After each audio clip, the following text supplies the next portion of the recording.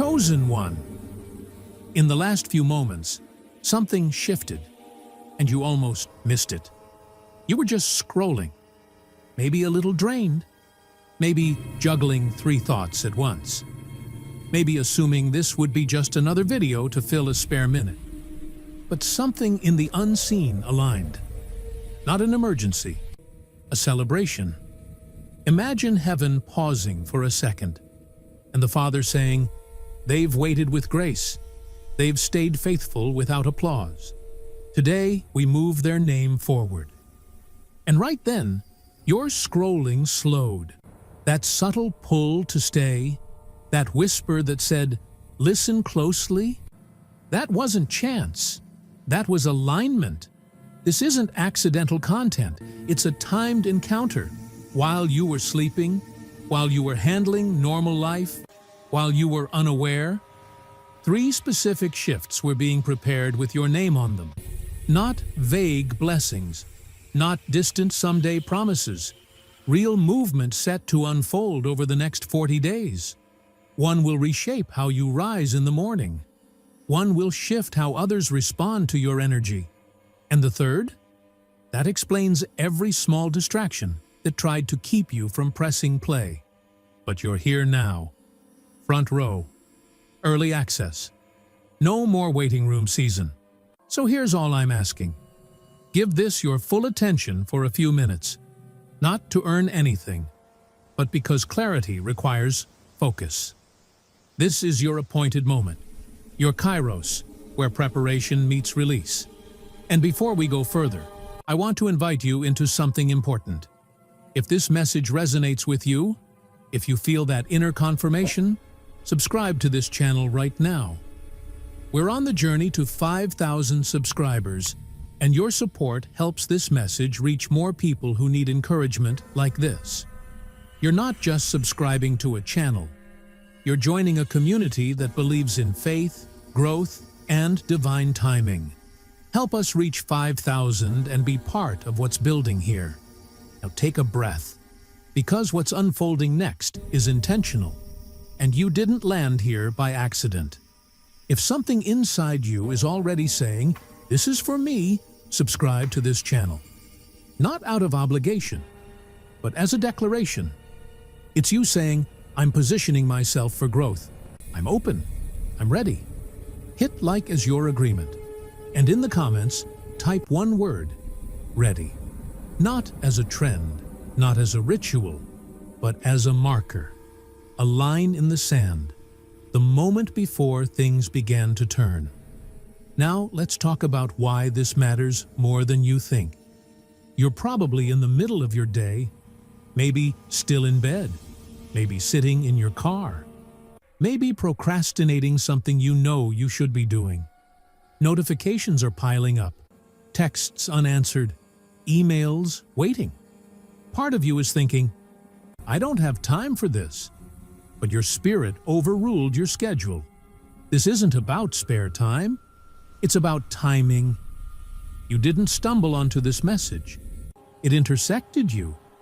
Every delay earlier today, the canceled plan, the slow reply, the inconvenience that irritated you wasn't random. Pieces were being shifted. Space was being cleared. Noise was being lowered.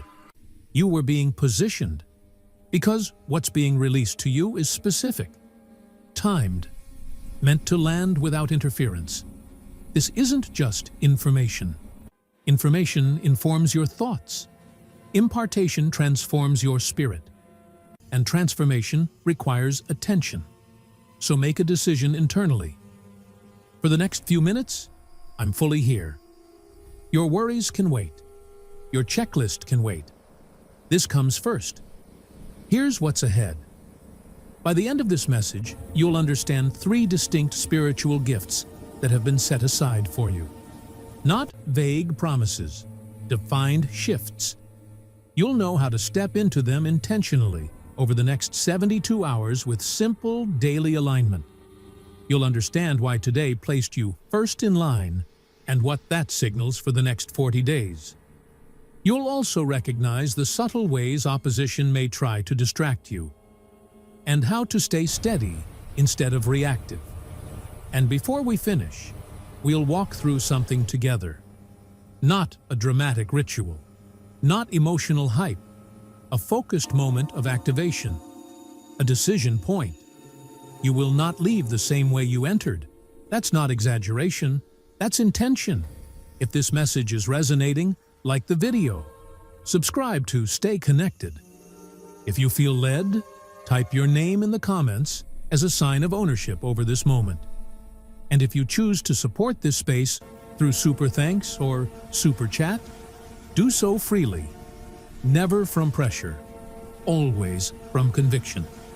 May peace settle over you. May clarity increase. May grace meet you exactly where you are. Now, let's address the question your mind is already forming. Why today? Why was your name moved forward now? And not last week? Not tomorrow? Let's talk about that. So what was it about today that made heaven say, now, they're ready? Release it? To answer that, we have to go back to Scripture. In book of Isaiah 60:22, it says, "When the time is right, I, the Lord, will make it happen." That sounds comforting in English. Encouraging. Simple. But the original language carries weight we often miss. The Hebrew word behind "when the time is right" speaks of an appointed moment, a fixed, scheduled encounter. Not random, not eventually, not maybe someday. It describes a time set in advance, a divine appointment written into heaven's calendar long before you were aware of it. This morning wasn't spontaneous. It was scheduled. It wasn't God suddenly remembering you. It was the alarm going off exactly when it was always meant to. And here's what makes this powerful. A divine appointment isn't just about God showing up. It's about you showing up. And you did. Out of countless people scrolling, multitasking, distracted, you paused, you leaned in, you stayed. That wasn't luck. Your spirit recognized the moment, and when someone shows up to their appointed time, things move. Delays begin to lift. Stuck situations loosen. What felt sealed starts to open. Not because you earned it through exhaustion, but because you remained aligned long enough to arrive at the right time. Now, let's make this personal. There are different seasons people walk through. Some are in preparation. They sense calling but are still in training. Some are in wilderness, walking through refinement, loss, deep pruning. But then there's another group. The ones who have already endured the preparation, who stayed steady when quitting would have made more sense, who kept faith without applause, who passed quiet tests no one else even knew were happening. And when that season completes, heaven shifts posture. No more almost. No more soon. No more next year. Just now. If over the last few days you've felt an unusual pull, if you've sensed anticipation without clear reason, if you've been restless, not anxious, but expectant, that isn't random energy. That's transition. You're not in the waiting room anymore. You're in the release window. Now, let's talk about last night. Some of you didn't sleep deeply. You woke up at odd hours, checked the time, closed your eyes, opened them again. You thought it was stress. But sometimes, restlessness isn't pressure, it's preparation. Look at Book of Psalms 127. It speaks about God building what we cannot build on our own. The principle is this: when heaven is constructing something significant in your life, there are moments of heightened awareness. It's like standing on the edge of a breakthrough. Your spirit senses movement before your mind has language for it. Something has been assembling. Not abstract blessings, not poetic promises. Keys. And keys aren't decorative. Keys open things. The first key unlocks access, something that has felt blocked or delayed. The second shifts influence. How others respond to you changes. The third establishes authority. Not loud, not ego-driven, but grounded confidence. But here's why the order matters. You can't activate what you don't recognize, and you can't recognize it if you're distracted. That's why this moment had to come before the noise of your day swallowed your focus, before the notifications, before the conversations, before the self-doubt tried to resurface. This had to land first. Because when you understand timing, you stop striving. When you recognize appointment, you stop chasing. You begin walking with assurance instead of anxiety. So take a breath. You're not behind. You're not late. You're not forgotten. You arrived exactly when you were meant to. And what opens next isn't random. It's aligned. If you had opened your messages first, if you had checked your notifications, if you had let the noise of the day rush in before this moment, your attention would already be fragmented. And what heaven is releasing to you cannot be received with a divided mind. That's why this had to reach you first. Before the world pulled at you. Before distractions claimed your energy. Before doubt tried to speak louder than destiny. Because what's being handed to you requires clarity. It requires presence. It requires a spirit that's leaning in, not half listening. And you're here. You paused. You focused. That means you're ready. But before the first gift is fully understood, you need to grasp something deeper. What it truly means to be first in line. This isn't about favoritism. It's about positioning. When God places someone at the front, it's not for applause, it's for assignment. Being first in line means you're trusted with access before the crowd. It means you're positioned to move when others are still waiting for instructions. First in line doesn't mean you relax. It means you respond. It means the door opens for you first because you're meant to step through it first. Now let's talk about that first gift. It's what we'll call the priority access authorization. Not a metaphor, not hype. Authorization. Think about what happens when someone is given clearance. They bypass normal delays. They don't wait in the general line. That's what this is. And you've felt resistance around it. You've noticed distractions intensify. You've sensed unusual pushback. That's because access changes everything. Look at what Jesus says in Book of Revelation 3:8. I have set before you an open door that no one can shut. An open door placed by God is not casual. It's intentional. Throughout Scripture, open doors signal divine movement. In Book of Genesis 7, God himself shuts the ark once Noah enters, sealing access. In Acts of the Apostles 16, prison doors swing open for Paul and Silas. In First Epistle to the Corinthians 16, Paul speaks of a great and effective door opened before him. Notice the pattern? When God opens something, it's not random opportunity, it's strategic release. And here's the alignment. God's timing. Your positioning supernatural authorization equals an open door. Those three just converged.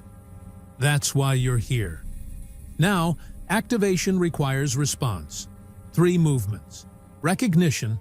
You acknowledge the access has been granted. Awareness is step 1. Declaration. You speak alignment out loud. There is power in voiced agreement. Movement. When the next opportunity presents itself, even if small, you step. Action confirms authorization. Recognition. Declaration. Movement. That's the order. Now let's shift to the second gift. This one doesn't just open doors. It changes the atmosphere around you. It's what we'll call joy activation. And most people misunderstand joy. They think joy is the outcome. They think, when things improve, I'll feel joy. When I succeed, I'll feel joy. When life gets easier, I'll feel joy. But that's reversed. Joy isn't the reaction. Joy is the catalyst. Joy isn't what follows the breakthrough. Joy precedes it. And no, this isn't forced positivity. It's not pretending everything is perfect. Biblical joy is strength. In Book of Nehemiah 8:10 it says, "The joy of the Lord is your strength." Strength comes first. Circumstances follow. Joy shifts how you carry yourself. It shifts your tone, your posture, your decision-making.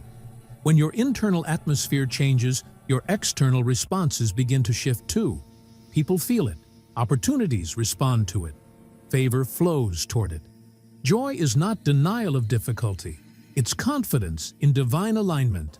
And when that internal frequency shifts, what once resisted you begins to cooperate. This is why today matters. You're not just receiving something external. You're being adjusted internally. Access on the outside, activation on the inside. And when both align, movement becomes inevitable. Happiness depends on circumstances. It rises and falls with good news, bad days, wins and losses. But joy? Joy is different. Joy isn't tied to what's happening around you. It's anchored in what's happening within you. It's not an emotion that visits and leaves. It's a spiritual stance, a steady current flowing through your soul when you're aligned with heaven. And when that current turns on, even if the storm hasn't stopped, even if the answer hasn't arrived yet, something shifts in the unseen. Joy begins to draw things toward you. That might sound mystical, but Scripture backs it up. In Book of Nehemiah 8:10 it says, "The joy of the Lord is your strength." Most people read that and think it just means joy helps you endure. But the Hebrew word used there is chedva, and it carries the idea of a fortified place, a stronghold, a protected structure. So the verse isn't just saying joy makes you strong.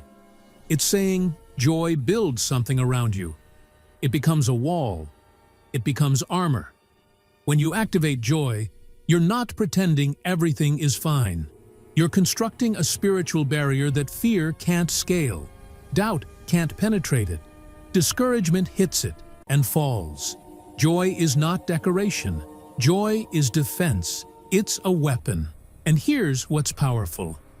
When joy begins to activate, your body actually responds.